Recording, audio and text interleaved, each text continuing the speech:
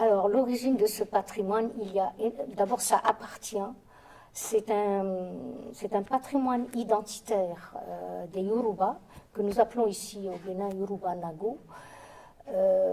C'est un condensé de leur culture.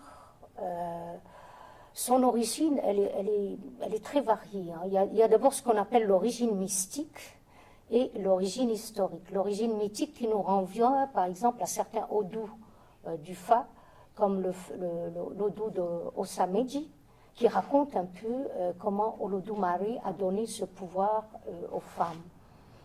Et nous avons l'origine historique qui est plus ou moins variable selon les chercheurs, selon les régions, etc., et qui attribue, mais qui revient toujours à une origine de Ketu. Je vous donnerai celle du révérend père, de feu révérend père Moliero, qu'il a recueilli donc auprès des détenteurs de tradition, qui disait que l'un des rois avait 2 enfants jumeaux, et à sa mort, ces 2 enfants briguaient le poste. Et évidemment, ils étaient en conflit, et l'un des frères donc s'est sauvé dans la brousse, et l'autre est resté avec ses partisans à Ketu.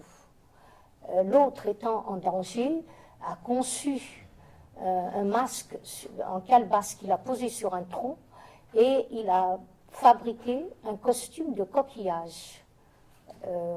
Et quand ces agresseurs, donc menés par son frère, sont venus, il a fait du bruit et semble-t-il, donc ces agresseurs se sont sauvés et ont quitté donc ce lieu, et il a pu maintenant entrer à Ketu et prendre le pouvoir. Ça, c'est l'une des versions que feu révérend père Moliero, qui, comme vous le savez, a vécu beaucoup à Saveille, et puis il est originaire de Ketu, rapporte. Maintenant, il y en a d'autres. Hein. Il y a les versions de Thomson, il y a les versions de Babatunde, etc.